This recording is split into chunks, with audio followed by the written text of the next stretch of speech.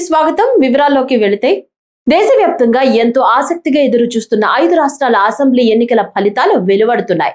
ఇందులో కేరళ, తమిళనాడు సహా మిగిలిన 3 రాష్ట్రాల్లో బీజేపీ, ఎన్డీఏ కూటమి భారీ విజయాన్ని సాధించాయి. ఈ క్రమంలో ఎన్నికల ఫలితాల్లో ఎన్డీఏ కూటమి సాధించిన ఘన విజయంపై ఆంధ్రప్రదేశ్ ముఖ్యమంత్రి నారా చంద్రబాబు నాయుడు హర్షం వ్యక్తం చేశారు. ఈ విజయం గౌరవప్రదమైన ప్రధానమంత్రి నరేంద్ర మోడీ నాయకత్వంపై, ఆయన వికసిత్ భారత్ విజన్ పై ప్రజలకున్న పెరుగుతున్న విశ్వాసానికి నిదర్శనమని ఆయన పేర్కొన్నారు. సబ్కా సాత్, సబ్కా వికాస్, సబ్కా విశ్వాస్ స్ఫూర్తితో ప్రజల ఆకాంక్షలకు ప్రతిరూపంగా ఎన్డీఏ నిలిచిందని, ఈ ఫలితంతో వికసిత్ భారత్ దిశగా సాగుతున్న ప్రయాణానికి మరింత బలం చేకూరిందని చంద్రబాబు ట్వీట్ చేశారు.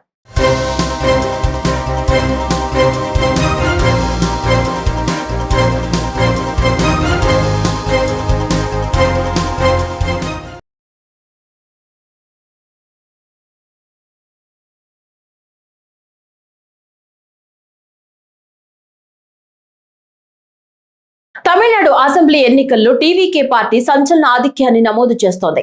మొత్తం 234 స్థానాల్లో ప్రస్తుతం టీవీకే పార్టీ 108 స్థానాల్లో ఆధిక్యంలో ఉండగా, డిఎంకే 69 స్థానాలతో 2వ స్థానంలో కొనసాగుతుంది.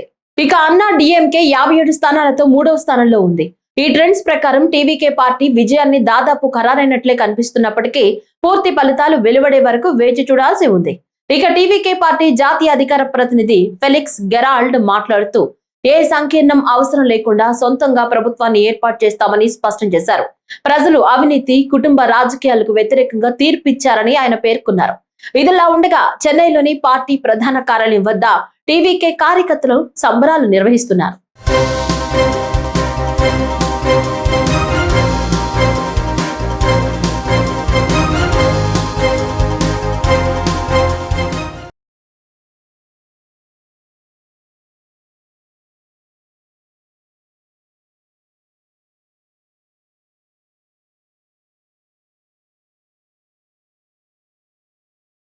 తమిళనాడు అసెంబ్లీ ఎన్నికల్లో రాజకీయ అరంగేట్రం చేసిన టీవీకే అధినేత హీరో విజయ్ కు ఏపీ మంత్రి నారా లోకేష్ హృదయపూర్వక అభినందనలు తెలిపారు. ఈ ఎన్నికల ఫలితాలు ఆ రాష్ట్ర ఓటర్లు మారుతున్న ఆకాంక్షలను ప్రతిబింబించడమే కాకుండా తమిళనాడు రాజకీయ ముఖ చిత్రంలో ఒక కొత్త అధ్యాయానికి నాంది పలికాయని ఆయన చెప్పారు. విజయ్ తన ప్రజా జీవితంలో ప్రజల అంచనాలకు అనుగుణంగా పూర్తి బాధ్యతతో, అంకిత భావంతో ముందుకు సాగాలని మనస్ఫూర్తిగా కోరుకుంటున్నానని చెప్పారు. విజయ్ రాజకీయ ప్రయాణం విజయవంతం కావాలని ఆకాంక్షిస్తూ శుభాకాంక్షలు తెలియజేస్తున్నానని మంత్రి లోకేష్ పేర్కొన్నారు. తమిళనాడు రాజకీయాల్లో అడుగుపెట్టి తన మొట్టమొదటి ఎన్నికల్లోనే విజయ్ నేతృత్వంలోని పార్టీ అతిపెద్ద శక్తిగా అవతరించడం పట్ల వైఎస్ఆర్ కాంగ్రెస్ పార్టీ అధినేత వైఎస్ జగన్మోహన్ రెడ్డి హర్షం వ్యక్తం చేశారు. నా ప్రియ సోదరుడు విజయ్ కు హృదయపూర్వక అభినందనలు అంటూ జగన్ తన సందేశాన్ని పంచుకున్నారు. తొలి ప్రయత్నంలోనే ఇంతటి ఘన విజయాన్ని సాధించడం అద్భుతమని, ఇది విజయ్ పట్ల ప్రజలకున్న నమ్మకానికి నిదర్శనమని జగన్ కొనియాడారు.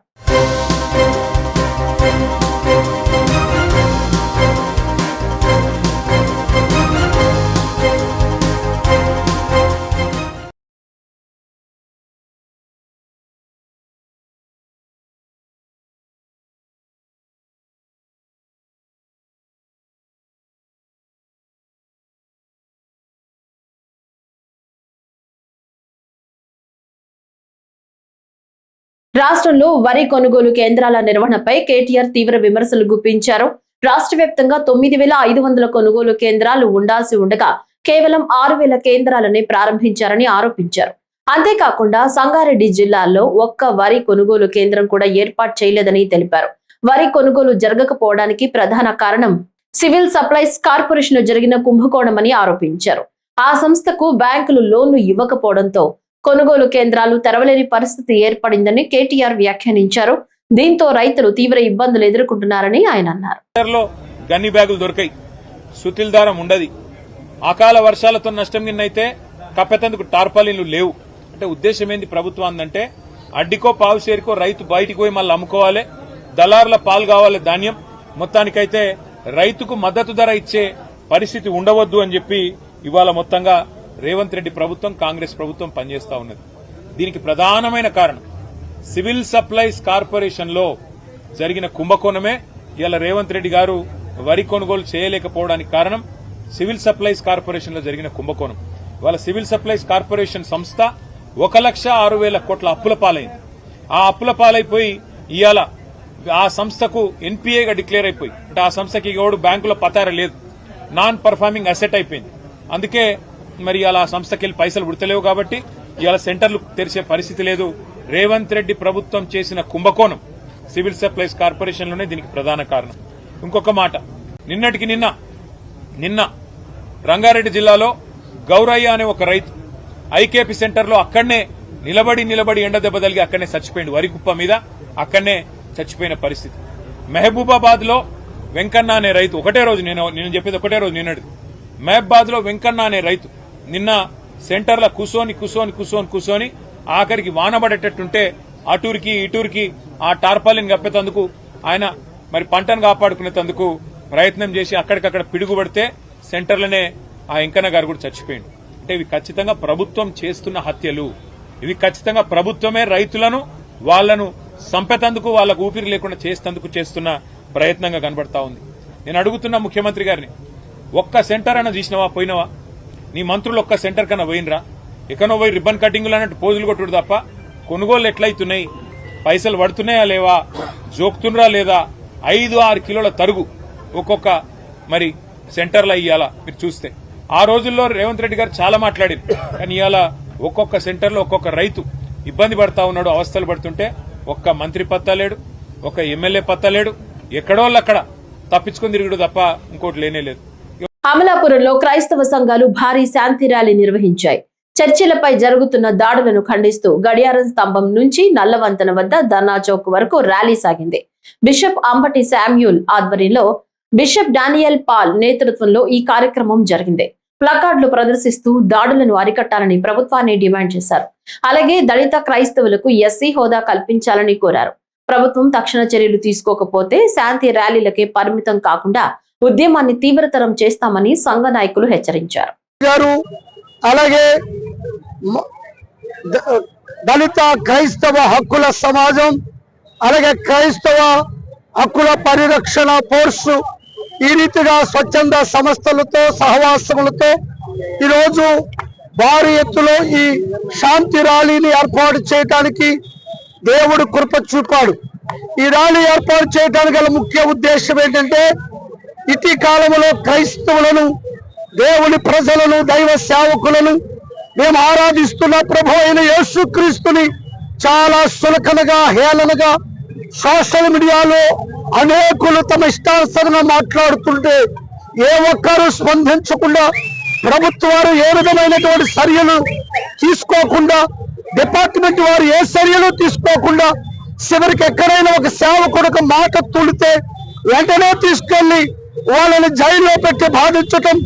క్షేమము కోరి క్రైస్తవుల యొక్క ఐక్యతను చాటుటకు ఈరోజు వేలాది మందిగా అమలాపురం గడియార స్తంభానికి చేరుకుని అక్కడి నుండి నల్లవంతెన వరకు ఈ ర్యాలీ ఆశీర్వాదకరంగా జరిగింది. ప్రభుత్వం వారికి మేము ఒకటే కోరుతున్నాం, క్రైస్తవులకు మత స్వేచ్ఛ కల్పించాలని కోరుతూ ఉన్నాము. క్రైస్తవ సేవకులను బాధ పెడుతూ రకరకాల రీతిలో హింసలు పెడుతూ ఉన్నారు. దయచేసి క్రైస్తవులకు రక్షణ కల్పించాలని, సేవకులకు రక్షణ కల్పించాలని ఈ మా యాత్ర ఇలా జరుగుతుంది. కనుక మేము ముఖ్యంగా ఈ యొక్క శాంతి ర్యాలీ చేయడానికి గల ముఖ్యమైన కారణం ఏంటంటే, చాలా మంది క్రైస్తవులు చాలా చిన్న చూపు చూస్తున్నారు. క్రైస్తవులు చాలా అల్పసంఖ్యాకులు, అధిక మైనార్టీ వారు అన్నట్టుగా చాలా చిన్న చూపు చూస్తున్నారు. క్రైస్తవులు చాలా మెజారిటీ అనే విషయాన్ని ప్రతి ఒక్కరు కూడా గుర్తించాలి అనే ఉద్దేశంతో మేము ఈ రోడ్డు మీదకి రావాల్సి వచ్చింది, శాంతి ర్యాలీ చేయవలసి వచ్చింది. రెండవది ఏమిటంటే, క్రైస్తవుల యొక్క హక్కుల పరిరక్షణ. ముఖ్యంగా ఎస్సీ క్రిస్టియన్ ఎవరైనా క్రిస్టియన్ మతం తీసుకుంటే ఎస్సీ వారు బీసీసీలోకి వెళ్ళిపోయి ఎస్సీ హోదా కోల్పోతున్నారు. దానివల్ల సమాజంలో చాలా వివక్షత మేము ఎదుర్కొంటున్నాం. కాబట్టి 1950 ప్రెసిడెన్షియల్ ఆర్డర్ ఏదైతే ఉందో, బుద్ధులకి సిక్కులకి ఎలాగైతే దాన్ని అమెండ్మెంట్ చేశారో ఆ విధంగా దాన్ని సవరణ చేసి మాకు దళితులకు ఆ యొక్క అమెండ్మెంట్స్ 1950 ప్రెసిడెంట్ ఆర్డర్ సరిచేసి మాకు దళిత హోదా కల్పించవలసిందిగా ప్రాంతం తెలియజేస్తున్నాం. మూడవదిగా చర్చిల పైన చాలా దాడులు జరుగుతూ చర్చిలను కూలగొట్టేస్తున్నారు. దయచేసి మా చర్చిలకు రక్షణ కల్పించవలసిందిగా తెలియజేస్తున్నాం. ఈ రోజు అమలాపురం పట్టణంలో క్రైస్తవులందరూ గర్జించు సింహాల్లా శాంతి ర్యాలీలో పాల్గొందారు. మీరే చూస్తున్నారు, ఇన్ని వేల మంది ప్రజలు రోడ్డు మీదకి వచ్చారంటే వారి మనసులో ఎంత బాధ ఉందో, ఎంత వేదన ఉందో మనకు అర్థమవుతా ఉంది. నేటి క్రైస్తవ సమాజంలో క్రైస్తవులు భారతీయులుగా చూడడం లేదు, భారతీయులుగా కాకుండా విదేశస్తులుగా క్రైస్తవులను కొంతమంది పరిగణిస్తా ఉన్నారు. ఇది చాలా విచారకరం. క్రైస్తవుల మీద జరుగుతున్న దాడులు, క్రైస్తవుల మీద వేస్తున్న నిందలు చాలా ఇబ్బందికరంగా ఉంటున్నాయి. ముఖ్యంగా ఈ మధ్యలో సుప్రీంకోర్టు ఇచ్చిన జడ్జిమెంట్ మాకు చాలా కలవరాన్ని కలగజేసింది. వాస్తవానికి 1950 రాష్ట్రపతి ఉత్తర్వులో ఉన్న 3వ నిబంధన ప్రకారం మత స్వేచ్ఛ హరించే ఆ క్లాజును తొలగించాలని అన్ని మతాలు, ముఖ్యంగా సిక్కులు ఫైట్ చేశారు. వాళ్ళకి ఎస్సీ స్టేటస్ ఇచ్చారు. బుద్ధులు వారు కూడా నిరసన చేశారు, బుద్ధులకు కూడా ఇచ్చారు. కానీ క్రైస్తవులకు మాత్రం 30 సంవత్సరాలుగా మేము పోరాడుతున్న కోర్టులు కానీ ప్రభుత్వాలు కానీ కమిషన్లు వేస్తున్నాయి, కానీ దాన్ని రిజల్ట్ ఏమి చెప్పట్లేదు. కానీ ఈ రోజు దళిత క్రైస్తవుల హక్కులు కాలరాస్తూ సుప్రీంకోర్టు ఇచ్చిన తీర్పును బట్టి ఈ రోజు మేము నిరసన చేస్తున్నాం. క్రైస్తవత్వాన్ని స్వీకరించినంత మాత్రాన దళితుల స్టేటస్ ఏమీ మారదు. కాబట్టి దళితులకు యథాస్థితిగా వారి స్టేటస్ ఇవ్వాలని నినదిస్తూ క్రైస్తవుల మీద జరుగుతున్న దాడులను అరికట్టాలని ప్రభుత్వానికి మొరపెడుతూ ఈ రోజు వీధుల వెంట మేము తిరిగాం. నేను బిషప్ డాక్టర్ డానియల్ పాల్, ఈ కోనసీమ జిల్లా పాస్టర్స్ ఫెలోషిప్ అధ్యక్షుడిని, AP state pastors fellowship general సెక్రటరీని, all India bishops and pastors fellowship general సెక్రటరీని. మీరందరూ సహకరించినందుకు మీకు ప్రత్యేకంగా వందనాలు తెలియపరుస్తూ, క్రైస్తవులకు న్యాయం జరగాలని, న్యాయం జరిగేంత వరకు ఈ ఉద్యమం ఆగుతుందని తెలియపరుస్తున్నారు. నల్లగొండ్ల గ్రామంలో ఉన్న శ్రీ లక్ష్మీ నరసింహస్వామి దేవస్థానంలో కళ్యాణోత్సవం ఘనంగా నిర్వహించారు. వింజమూరు మండలం పరిధిలో జరిగిన ఈ కార్యక్రమంలో వేలాది మంది భక్తులు పాల్గొని స్వామివారిని దర్శించుకున్నారు. ధర్మకర్త లెక్కల కాంతారెడ్డి, లెక్కల చిన్న కొండారెడ్డి ఆధ్వర్యంలో బ్రహ్మోత్సవాలు అట్టహాసంగా జరిగాయి. ఉదయం సుప్రభాత సేవలతో ప్రారంభమైన ఉత్సవాలు, అభిషేకాలు, అలంకరణలు, అర్చనలతో కొనసాగి అనంతరం వేద పండితుల మంత్రోచ్చరణల మధ్య సంప్రదాయబద్ధంగా కళ్యాణ మహోత్సవం నిర్వహించారు. దేవస్థానం విద్యుత్ దీపాలు, పూలతో అందంగా అలంకరించగా అన్నదాన కార్యక్రమంలో పెద్ద సంఖ్యలో భక్తులు పాల్గొన్నారు. భక్తుల రద్దీని దృష్టిలో ఉంచుకుని పోలీసులు కట్టుదిట్టమైన భద్రతా ఏర్పాట్లు చేపట్టి ఎటువంటి అవాంఛనీయ ఘటనలు జరగకుండా చర్యలు తీసుకున్నారు. కళ్యాణోత్సవం సందర్భంగా గ్రామంలో పండుగ వాతావరణం నెలకొంది.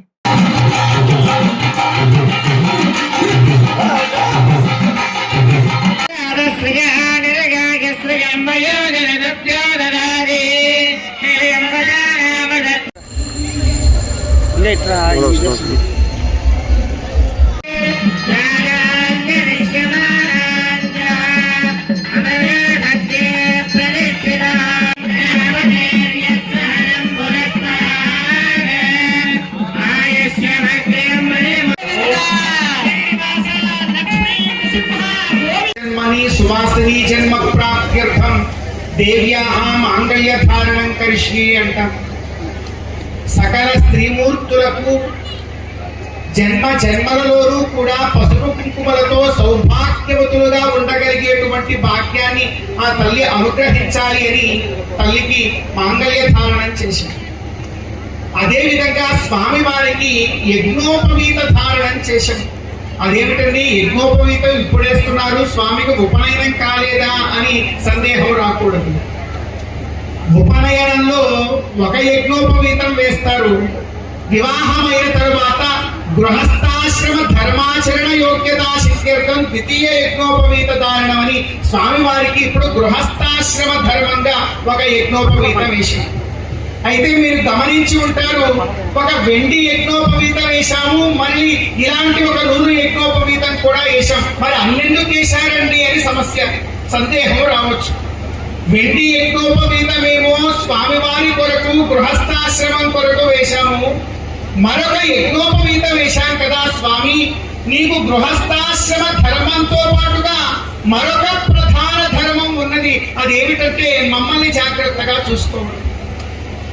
మాకు మీకు ఒక గొప్ప బంధం దాగి ఉందయా గోవింద. ఎలాంటిది నారసింహ అంటే, నేను కనుక లేకపోతే నీవు భగవంతుడివి అని అనిపించుకోలేవు. నీవే కనుక లేకపోతే నేను అనాథనైపోతాను.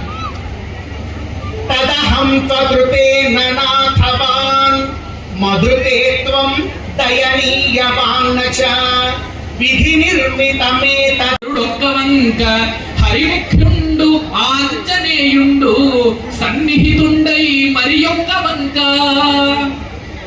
గుహమల్లేశ్వరుడొక్క వంక హరిముఖ్యుండు ఆంజనేయుండు సన్నిహితుండై మరి ఒక్క వంక నిలువన్ శ్రీరంగ గోపాలురున్ శ్రీరంగనాథుడు వేణుగోపాలుడు నిలువన్ శ్రీరంగ గోపాలురున్ సహ సౌవర్ణ విభాసి దివ్య కవచౌజ్వల్యంబు పెంపారా. ఆయన ఆ లక్ష్మీ నరసింహస్వామి సువర్ణమయమైనటువంటి బంగారుమయమైనటువంటి కవచాన్ని నిత్యము ధరించి ధగాయమానమైనటువంటి ప్రకాశాన్ని ఇస్తూ ఉంటాడు. సహ సౌవర్ణ విభాసి దివ్య కవచ ఔజ్వల్యంబు పెంపార శ్రీ నృహరి శ్రీ నృహరి. కడప జిల్లా ఆర్కే వ్యాలీ ట్రిపుల్ ఐటీలో అవినీతి అక్రమాలపై ఆరోపణలు వెల్లువెత్తుతున్నాయి.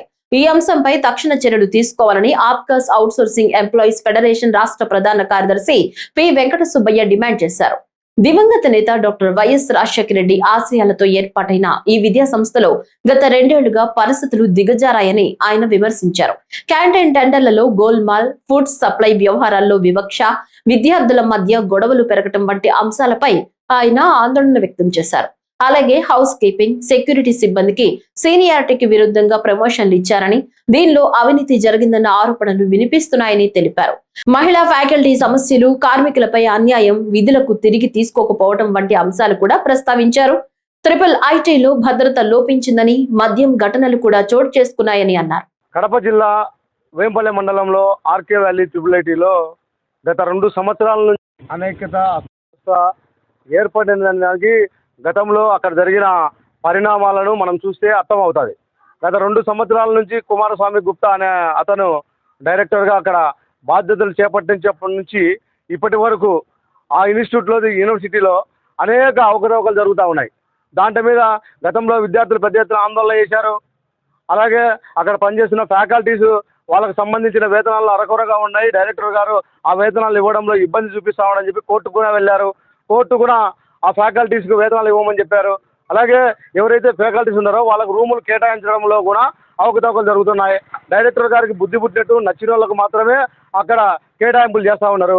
అలాగే కార్మికులు కూడా గతంలో పోయిన సంవత్సరం చాలా మంది కార్మికులను ఆందోళనకు గురి చేశాడు. చాలా మంది కార్మికులను ఇబ్బంది పెట్టాడు. ఆ కార్మికులకే వాళ్ళని తీసేసి వాళ్ళ మీద వాళ్ళకే తంటాలు చెప్పిన ఘనత డైరెక్టర్ గారు చెల్లుతుంది. ఈ మధ్య కాలంలో విద్యార్థులు అక్కడ మద్యమం సేవించి కొట్లాడుకునే సందర్భాలు కూడా దండిగా ఉన్నాయి. అలాగే గతంలో పోయిన సంవత్సరంలో క్యాంటీన్ల విషయంలో, అలాగే వ్యక్తుల మధ్య బయట నుంచి తీసుకొచ్చే దాంట్లో కూడా ఆయన గలాట పెట్టడంలో కానీ, లేదా యూనివర్సిటీని అబాస్ పాలు చేయడంలో కానీ సుప్రసిద్ధిగా డైరెక్టర్ కుమారస్వామి గుప్తా గారు వ్యవహరిస్తూ ఉన్నారు. ఇది అనేక ఛానళ్లలో, పత్రికలలో వచ్చినా కూడా ఆయన మీద ఉన్న వీసీ గారు కానీ ఎలాంటి చర్య తీసుకోవడం శోచనీయాంశం. ఇప్పుడు ఈ మధ్య కాలంలో చూసినా కూడా ఇప్పుడు అక్కడ ఉన్న పనిచేస్తున్న కార్మికులకు ఆరోగ్యం బాగాలేక కిడ్నీల సమస్య ఉండి అధికారుల అనుమతితోనే 2 నెలల పాటు సెలవు పెట్టి విధులకు హాజరు కాలేదు. ఆ తర్వాత విధులు తీసుకుంటామని చెప్పారు. విధులు తీసుకునే పక్షంలో దయలేని పరిస్థితుల్లో కలెక్టర్ గారికి దగ్గర వెళ్ళి 3 సార్లు వినతి పత్రం ఇచ్చాం. కలెక్టర్ గారు చెప్పినప్పుడు మాత్రం విధులు తీసుకుంటామని చెప్పారు. దాని తర్వాత ఇక్కడే లేబర్ ఆఫీసర్ దగ్గర కూడా ఆందోళన కార్యక్రమం చేశాం. తీసుకుంటామని చెప్తున్నారు కానీ తీసుకోవడం లేదు. కానీ హౌస్ కీపింగ్ సంబంధించిన కాంట్రాక్ట్ థర్డ్ పార్టీకి ఎవరికైతే ఇచ్చారో వాళ్ళ ప్రతినిధి ఒకరు అక్కడ ఉండాలి. దాని నిర్వహణ బాధ్యత చూస్తూ ఉండాలి. కానీ ఇంతవరకు ఈ డైరెక్టర్ వచ్చినప్పటి నుంచి ఎవరే కానీ ఆ సంస్థకు సంబంధించిన ప్రతినిధి ఎవరే కానీ అక్కడ హాజరు కాలేదంటే దాంట్లో ఆంతర్యం ఏందో స్పష్టంగా అర్థమవుతుంది. అలాగే ఈ మధ్యకాలంలో హౌస్ కీపింగ్ సంబంధించిన వాళ్ళను సొంతంగా నిర్ణయం చేసి అటెండర్లుగా మార్చుకున్నాడు. అలాగే సెక్యూరిటీగా పనిచేసే వాళ్ళను అతను సొంత నిర్ణయం, విద్యా అర్హతలు కానీ సీనియారిటీ కానీ ఏమీ ప్రాతిపదిక తీసుకోకుండా కేర్ టేకర్లుగా మార్చుకున్నాడు. దీంట్లో చూస్తే పెద్ద ఎత్తున అవినీతి, అక్రమం. ప్రొద్దుటూరులోని ఎస్ఎస్ మాల్ వ్యవహారంలో భారీ అవినీతి జరిగిందని మాజీ టీడీపీ ఇన్ఛార్జ్ ప్రవీణ్ కుమార్ రెడ్డి ఆరోపించారు. ఆక్యుపెన్సీ సర్టిఫికేట్ లేకుండానే మాల్ నడుస్తోందని, ఆర్టీఐ ద్వారా ఇది బయటపడిందన్నారు. మున్సిపాలిటీకి రావాల్సిన సుమారు 9 కోట్ల రూపాయల ఆదాయానికి గండి కొట్టారని, బీపీఎస్ స్కీమ్ కింద చెల్లించాల్సిన 5.5 కోట్లను కూడా చెల్లించలేదని విమర్శించారు. అవినీతి చేయలేదని చెప్తున్న రాచమల్లు ఈ విషయంపై స్పష్టత ఇవ్వాలని డిమాండ్ చేశారు. ప్రజల ప్రాణాలతో చెలగాటమాడుతూ మున్సిపల్ నిధులను దోచుకున్నారని ఆరోపించారు. ఈ అంశంపై ఇప్పటికే సీఎం, కమిషనర్, జాయింట్ కలెక్టర్లకు ఫిర్యాదు చేసినట్లు తెలిపారు. త్వరలోనే ఎస్ఎస్ మాల్ వ్యవహారంపై మరిన్ని సంచలన విషయాలు బయట పెడతానని హెచ్చరించారు. తప్పు చేసిన వారిపై కఠిన చర్యలు తప్పవని స్పష్టం చేశారు. రావాల్సిన డబ్బు నిలబడిపోయింది. ఈ ఎస్ఎస్ మాల్ ఎంత ఆయన చెప్తా అంటాడు ఎప్పుడు ప్రెస్ మీట్లలో, ప్రభుత్వం మీదే ఉంది కదా, నేను అవినీతి చేయలే, అవినీతి చేసింటే నిరూపించండి, ఏదైనా సరే నేను అవినీతి చేయలే, మా అన్న రెక్కల కష్టం మీద మా అన్న రియల్ ఎస్టేట్ చేసింటేనో మేము డబ్బులు సంపాదించినామంటాడు. ఒకరోజు ఒకటే భూమిలో 70 కోట్లు మాకు లెక్క మిగిలిందంటాడు. ఒకరోజు ప్రెస్ మీట్లో వస్తాడు, మా ఇంట్లో పెళ్లి చేయాలంటే కనుక నా దగ్గర లెక్క లేదంటాడు. అంటే ఆయన చెప్పిన 70 కోట్లు నిజమో ఇది నిజమో ఎవరికి అర్థం కాకుండా ఉంది. ఎస్ఎస్ మాల్ది ఇది క్లియర్ గా చూడండి ఒక్కసారి. ఎస్ఎస్ మాల్ది ఈ ఎస్ఎస్ మాల్ దానికి క్లియర్ గా నేను ఆర్టీ యాక్ట్ పెడితే క్లియర్ గా మున్సిపల్ కమిషనర్ గారు ఇచ్చినది ఏమంటే పాయింట్ నెంబర్ 1 ఈ ఎస్ఎస్ మాల్కు ఆక్యుపెన్సీ సర్టిఫికేట్ ఉందా అని అడిగిన. ఇదిగో ఈడ చూడండి, ఈ కార్యాలయం నందు ఉన్న ఆన్లైన్ రికార్డ్స్ ప్రకారం ఎటువంటి ఆక్యుపెన్సీ సర్టిఫికేట్ జారీ చేయలేదు. పాయింట్ నెంబర్ 2 బీపీఎస్ స్కీమ్ కింద వీళ్ళు ఏమన్నా అప్లై చేసినారా అని అడిగితే బీపీఎస్ స్కీమ్ నెంబర్ 2019/PRO/7/05669 ద్వారా అప్లై చేసి ఉన్నారు అని ఇచ్చినాడు. ఈ ఆక్యుపెన్సీ సర్టిఫికేట్ లేని దానికి ఏమైనా చర్యలు తీసుకున్నారంటే ఊరికి నోటీసులు ఇచ్చినామని ఇచ్చినాడు. పాయింట్ నెంబర్ 1 నేనేమడుగుతున్నా అంటే రాచమల్లు శివప్రసాద్ రెడ్డి గారిని సూటిగా అడుగుతాడా, కమిషనర్ రాధా ఉన్నప్పుడు మున్సిపల్ కమిషనర్ గా 2.5 కోటి రూపాయలు డబ్బులు తీసుకొని ఆక్యుపెన్సీ సర్టిఫికేట్ లేకపోయినా కూడా బీపీఎస్ స్కీమ్ లో రెగ్యులైజేషన్ అయ్యేదానికి 5.5 కోటి డబ్బు బకాయి ఉన్నా కూడా నువ్వు నీ ఇన్ఫ్లుయెన్స్ ఉపయోగించి ఆ రోజు ఎమ్మెల్యే నువ్వు, చైర్మన్ మీరు, కమిషనరు మీ రాదా, మీరు అంతా కలిసి 2.5 కోటి డబ్బు నీకు ముట్ట చెప్పింటే ఈ ఎస్ఎస్ మాల్ ఆక్యుపెన్సీ సర్టిఫికేట్ లేకుండా రన్నింగ్ చేసినావు. ప్రజలకు నేను ఏం విజ్ఞప్తి చేస్తానంటే ఎస్ఎస్ మాల్లో ఏదైనా ఆక్యుపెన్సీ సర్టిఫికేట్ లేకుంటే దానికి ఫైర్ సేఫ్టీ మెజర్స్ సరిగా ఉండవు. రెండవది పిల్లర్స్ స్ట్రెంత్ కానీ నాణ్యత కానీ కింద ఫుట్టింగ్స్ కానీ ఇవన్నీ పరిశీలించిన తర్వాత it is ready to occupy అని మున్సిపల్ శాఖ ఆక్యుపెన్సీ సర్టిఫికేట్ ఇవ్వాలి. ఈ రోజుటికి దాని నాణ్యత ఎంతుందో, ఒకవేళ అది కూలిపోతాదో లేదా పిల్లర్స్ సరిగా లేక ఏదైనా స్లాబ్ అయినా చిల్లి పడవచ్చు, లేదు ప్రజలు ఎక్కువ మంది ఆడికి పోయినప్పుడు ఏదైనా తొక్కిసలాట జరగచ్చు. పాయింట్ నెంబర్ 3 అగ్ని ప్రమాదం జరగచ్చు. ఇన్ని సమస్యలు ప్రజల ప్రాణాలతో చెలగాటమాడే నువ్వు మళ్ళా ప్రెస్ మీట్లకు వచ్చి సత్యహరిశ్చంద్రుడు వారసుని మాదిరి నేను నిజాలు చెప్తా, నేను అవినీతి చేయాలని మాట్లాడతావు. పాయింట్ నెంబర్ 2 ఆక్యుపెన్సీ సర్టిఫికెట్ లేకపోవడం ఒకటైతే బీపీఎస్ స్కీమ్ కింద 2019లోనే 5,50,00,000 రూపాయలు డబ్బు చెల్లించమని ఆ రోజులో బీపీఎస్ ఏదైతే వాళ్ళు ఇచ్చిన ప్లాన్కు డివేట్ అయ్యి కట్టిన దానికి 5.5 కోటి డబ్బు కట్టమంటే ఆ ఫైల్ను పక్కనే ఇచ్చినావు. అదే సాంప్రదాయం ఎవరికి తెలియక అది అట్లే జరిగిపోతా వచ్చింది. ఈరోజు నేను బయటికి తీసినా కాబట్టి ఇవన్నీ ప్రజలకు కానీ, ఇటు మీడియా మిత్రులకు కానీ, రాజకీయ నాయకులకు కానీ, ప్రభుత్వంలో ఉండే పెద్దలకు కానీ అందరికీ తెలిసేదానికోసమే ఈ ప్రెస్ మీట్ పెట్టింది. బీపీఎస్ స్కీమ్ డబ్బు కట్టాలా, ఆక్యుపెన్సీ సర్టిఫికేట్ లేదు, ఫైర్ సేఫ్టీ సర్టిఫికేట్లు లేవు. ఇదంతా ఒక ఎత్తు అయితే ఇంకొకటి చూడండి, మొత్తం పన్ను బకాయి. ఇది మొత్తం ఎస్ఎస్ మాల్కు సంబంధించిన పన్ను బకాయిలు. అంటే డబ్బు తీసుకున్నాడు Rachamallu Prasad Reddy voice for sale అనే దానికి ఇదే ప్రూఫ్.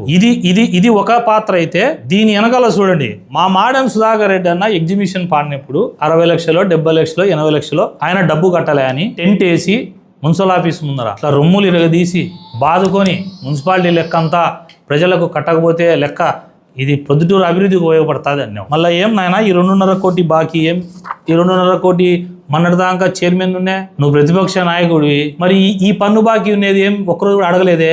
ఎస్ఎస్ మాల్ డబ్బులు ఇచ్చినారు కాబట్టి వాళ్ళు బాకీ ఉన్నా అడగవు. 5.5 కోటి బీపీఎస్ స్కీమ్ 2019 నుంచి బాకీ ఉంటే ఈ రోజుటికి ఆ డబ్బు కట్టిస్తే పన్ను బాకీతో కలిపితే 9 కోట్లు ఇంచుమించు అవుతుంది. అంటే ఈ 9 కోట్ల డబ్బు కడితే ఈ 9 కోట్లు ప్రొద్దుటూరు మున్సిపాలిటీలో మార్కెట్కు నిధులకు సమకూర్చుకోవచ్చు, లేకపోతే డ్రైనేజ్ సిస్టాన్ని మెరుగుపరుచుకోవచ్చు, లేదు ఎక్కడైనా కొత్తగా అండర్గ్రౌండ్ సిస్టమ్ పెట్టుకోవాలనుకుంటే డ్రైనేజ్ సిస్టమ్ పెట్టుకోవచ్చు, లేదు ఎక్కడైనా వీధి దీపాలు సరిగా లేవు పెట్టుకోవచ్చు, రోడ్లు సరిగా లేవు పెట్టుకోవచ్చు, కాలువలు సరిగా లేవు వాడుకోవచ్చు కదా. దీని మీద అడగకుండా మాట్లాడతావు. కడప జిల్లాలో విషాద ఘటన చోటు చేసుకుంది. వైద్యం వికటించి 15 ఏళ్ల చిన్నారి శ్రీనిధి మృతి చెందింది. బద్వేల్లోని ఓ ప్రైవేట్ ఆసుపత్రిలో ఈ ఘటన జరిగింది. ఆస్తమాతో బాధపడుతున్న చిన్నారికి ఆసుపత్రి సిబ్బంది అధిక మోతాదులో ఇంజెక్షన్ ఇవ్వటం వల్లే మృతి చెందినట్లు కుటుంబ సభ్యులు ఆరోపిస్తున్నారు. అయితే పేషెంట్ పరిస్థితి విషమంగా ఉండడంతో కడపకు రిఫర్ చేశామని, సకాలంలో మెరుగైన వైద్యం అందకపోవడంతో మృతి చెందినట్లు వైద్యులు చెప్తున్నారు. వైద్యుల నిర్లక్ష్యమే తమ బిడ్డ మృతికి కారణమని ఆరోపిస్తూ కుటుంబ సభ్యులు ఆసుపత్రి వద్ద ఆందోళనకు దిగారు.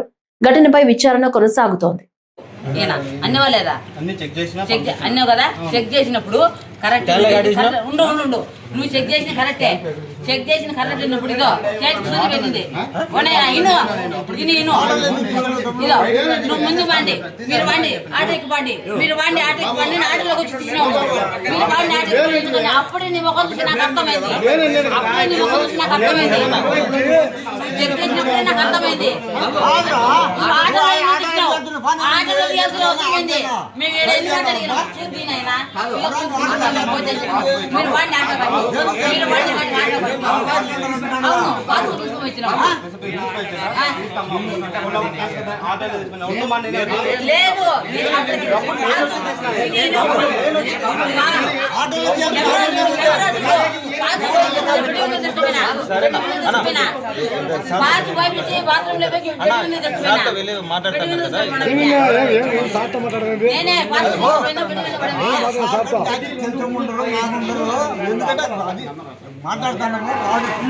రాజంపేట మండలం భువనగిరిపల్లి గ్రామం కొండపైన వెలసిన శ్రీ లక్ష్మీ నరసింహస్వామి వారి ఆలయం బ్రహ్మోత్సవాల్లో భాగంగా శ్రీ లక్ష్మీ నరసింహస్వామి కళ్యాణం అత్యంత వైభవంగా జరిగింది. కడప జిల్లా రాజంపేట మండలం భువనగిరి గ్రామం కొండపైన వెలసిన శ్రీ లక్ష్మీ నరసింహస్వామి వారి ఆలయం బ్రహ్మోత్సవాల్లో భాగంగా శ్రీ లక్ష్మీ నరసింహస్వామి వారి కళ్యాణం అత్యంత వైభవంగా జరిగింది. మాజీ మంత్రి పసుపులేటి బ్రహ్మయ్య కుటుంబ సభ్యుల తరపున పసుపులేటి వీర పవన్ దంపతులు స్వామివారికి అమ్మవార్లకు పట్టు వస్త్రాలు, బంగారు మాంగళ్యాలు, ముత్యాల తలంబరాలు, వెండి యజ్ఞోపవేతం, వెండి సామాగ్రి సమర్పించారు. ఈ సందర్భంగా వారిని వేద పండితులు ఆలయ మర్యాదలతో ఘన స్వాగతం పలికారు. శ్రీ లక్ష్మీ నరసింహస్వామి వారి కళ్యాణ మహోత్సవం వేద పండితుల వేద మంత్రాలతో, మంగళ వాయిద్యాలతో, ముత్యాల తలంబరాలతో, అనేక రకములైన పుష్పాలంకరణల మధ్య అంగరంగ వైభవంగా నిర్వహించారు. కళ్యాణం అనంతరం పెద్ద ఎత్తున పాల్గొన్న భక్తులకు తీర్థ ప్రసాదాలు అందజేశారు. వేద పండితులైనటువంటి వృత్తికులు ఇక్కడికి విచ్చేసి ఉన్నారు. గురుస్వరూపులైనటువంటి వృత్తికులు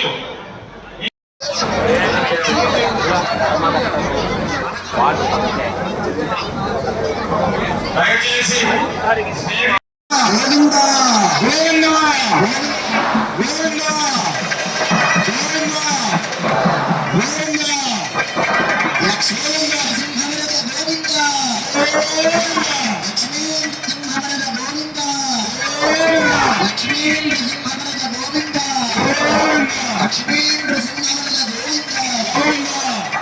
స్వామివారి కళ్యాణ మహోత్సవంలో ముఖ్యమైన ఘట్టం మాంగళ్య ధారణ కార్యక్రమం జరుగుతుంది.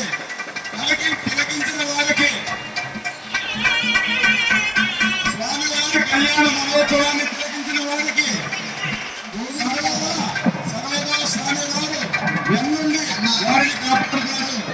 ఈ కళ్యాణ మహోత్సవాన్ని ఇంత దిగ్విజయంగా జరిపించినటువంటి కడప జిల్లా జమ్మలమడుగులో శ్రీ నారాపుర వెంకటేశ్వర స్వామి వార్షిక బ్రహ్మోత్సవాలు అంగరంగ వైభవంగా కొనసాగుతున్నాయి. ఉత్సవాల 3వ రోజు ఆదివారం స్వామివారు ముత్యపు పందిరి వాహనంపై మాడవీధిలో విహరించి భక్తులకు దర్శనమిచ్చారు. భక్తులు పెద్ద సంఖ్యలో పాల్గొని స్వామిని దర్శించుకుని ప్రత్యేక పూజలు నిర్వహించారు. బ్రహ్మోత్సవాల సందర్భంగా మహిళల కోలాటం, కేరళ సాంస్కృతిక వాయిద్యాలు ప్రత్యేక ఆకర్షణగా నిలిచాయి. ఇక ఈ రోజు సాయంత్రం స్వామివారు సింహ వాహనంపై భక్తులకు దర్శనం ఇవ్వనున్నారు.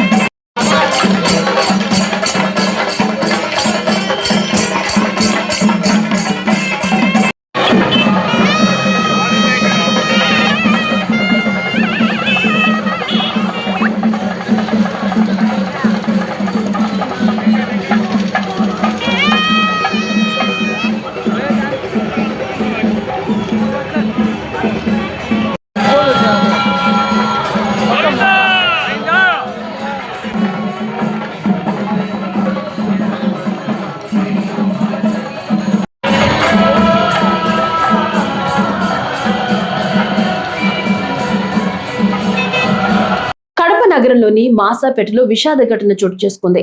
ఈ రోజు ఉదయం 11:30 గంటల సమయంలో పాత మిద్దె కూలిపోవడంతో అందులో నివసిస్తున్న సరస్వతి మృతి చెందింది. ఇళ్లలో పనులు చేసుకుంటూ జీవనం సాగిస్తున్న సరస్వతి మిద్దె కూలిన సమయంలో ఇంట్లోనే ఉంది. ఈ ప్రమాదంలో ఆమె అక్కడికక్కడే ప్రాణాలు కోల్పోయింది. సంఘటన సమాచారం అందుకున్న పోలీసులు వెంటనే ఘటనా స్థలానికి చేరుకుని శిథిలాల మధ్య ఉన్న మృతదేహాన్ని బయటకు తీసి రక్షణ చర్యలు చేపట్టారు. కేసు నమోదు చేసి దర్యాప్తు కొనసాగిస్తున్నారు.